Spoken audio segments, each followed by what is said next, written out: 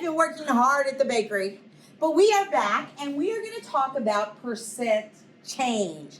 This is a big deal because you're going to have to do this a lot in the 8th grade. And what we're going to show you again is we're going to show you our formula for doing this. Yep. As always, line equals line, and that 100 is right there. Same Always works. Percent above the 100. Absolutely. Original is down here at the bottom, but ding, ding, ding. This is where it's different. Get it? Different, like difference? All right. Up in the difference, we're going to take a big number minus a small number when we're talking about percent change. So maybe here at the bakery, for percent change, we'd be talking about some donuts. Right. And in September, somebody ordered 3 dozen donuts. And in October, there were 5 dozen donuts ordered. So let's use this formula to talk about how it changed. Right. So the first thing we're going to do is we're going to figure out what the percent change is. So if we don't know the percent change, we know that that is going to be an X. So underneath that formula that we've written there, we're going to draw line equals line. We're going to make that percent an X and, of course, put that 100 there. Now, the original number, you have to be careful. What comes first, September or October? September. September, so that 3 goes on the bottom. And on the top, we have to find a difference. So what is the bigger number here? 5. And what is the smaller number? 3. So 5 minus 3 is 2. So the difference is 2. Okay? Then, just like we showed you before, you would cross multiply to solve. I'm going to use my calculator. I know I'm doing 100 times 2, and then I know I'm going to have to divide by 3, which gives me 66.6 repeating. So you can just make it a 7. How's that? Percent. That was the percent increase, the percent change. Okay, because it went from 3 dozen to 5 dozen. So they ordered 66.7% more dozen donuts. All right? So when you're doing these kind of problems, they usually come in the form of a word problem and have keywords in them. The keywords you'll need to remember is percent increase, percent decrease, or percent change. If you see any of those phrases, then you know that this is the formula, including taking the difference, that you're going to need to use. So if you have this paper or you are taking notes somewhere else, make sure you write those down and make sure you have this because it's going to be very important. Absolutely. So we're going to move on to the next thing and we're going to try a few. Okay, let's do it. All right. Here we go, back to the bakery. Okay. This one says, last week the bakery sold 520 donuts. We've been very busy. We have been. This week they sold 645 donuts. We're more busy. What is the ta-da! Percent increase in the number of donuts sold. So immediately you see that key phrase and you go, line equals line, and you know that 100 goes right there. Yep. All righty. And it's saying what is the percent increase, so you know percent is going to be your X. Now, you have to figure out the original and the difference for the other side. Okay, so let's think. What was the original? Last week happened first. Right. So I would put the 520 on the bottom there.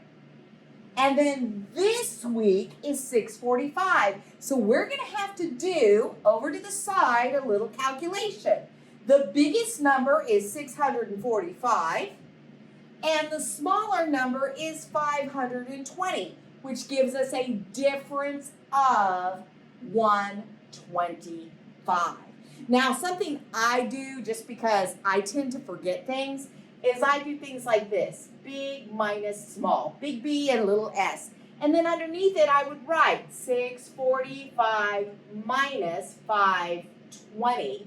And that equals 125. And then because I'm messy, I put a little squiggly around it. Now, the reason I do that is because I don't want to forget.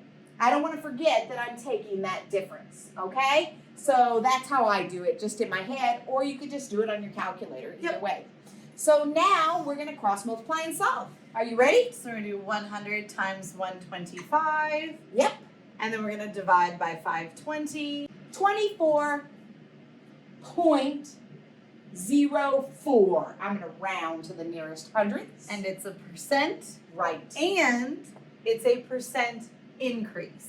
So I'm going to write out my whole answer like that. Or you can draw a little arrow going up to mean increase. Absolutely. Okay. Either one. If you want to solve the proportion by writing out the steps, that is totally fine, and you are totally welcome to do that. That would be your first step, and then you would divide by 520, and you get the same answer. Okay. Okay, whatever works for you. And a lot of people, I mean, the people that really want to be sure, they solve it this way first. Then they make sure they throw it in the calculator as well, just to give themselves a check. Yep. All right? Sounds great. That was a good That's job, how we do Miss it. Benson. Okay. Ooh, I think we have another one. We're going to do one more with it, and then you're going to do two by yourself. All right. So in 1968, which was when I was born, it was a long time ago, a dozen eggs cost 53 cents. Wow. In 2018, a dozen eggs costs $1.54. Those are expensive eggs. Yes. What is the percent increase, ding, ding, ding, ding, in the price of the eggs from 1968 to 2018? Since we saw that key phrase, Miss Benson went ahead, line equals line. She put the 100 where it belongs. It doesn't give us a percent, so we know that's going to be our X. Right. And then we just have to decide what the original is. Well, I think the original would be 1968. I think so too. All right. And then we're going to have to find the difference, aren't we? We are. So I'm going to take $1.54 and I am going to subtract the 53 cents that eggs cost when I was born. And that gives me a difference of $1.01. Okay? So again, you can solve it You how to solve it. however you want. I'm going to go ahead and use my calculator and I'm going to do, Write it out. yes, we're going to do this, we're going to tag team this. And that gives you 101, and then I'm going to divide by that 0.53. Wow, look at that. A 190.6% increase in the cost of eggs. Oh my goodness. That's crazy. And Oh if you did my it like gosh. this, or you do it like this, you get the same answer either way. Make sure you write that it's an increase. We're good on this one. All right, sounds fantastic. Okay, we've got a couple for you to do. So if you have this paper, you can pause and then solve these. If you don't have this paper, pause a little early so you can still see the questions. All right, sounds good. We'll see you guys in a little bit.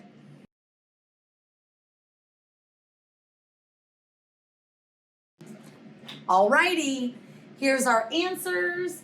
For the first one, you get 55.5% decrease. If you didn't get that, I bet I know exactly what your mistake was.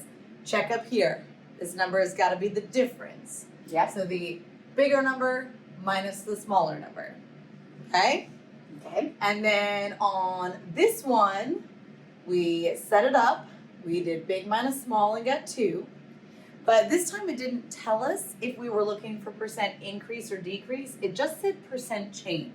So we had to use our brains. Right. If the old recipe, the original recipe, called for 5 cups of flour, Mm-hmm. and the new one only calls for 3 cups of flour, Did you go up or down? It went down. so that's why it's a 40% decrease. If you're stuck on one of these, go back, rewatch the 3 that we already did, ask for some help. I'm sure you'll get it. Absolutely. Have a great day, guys.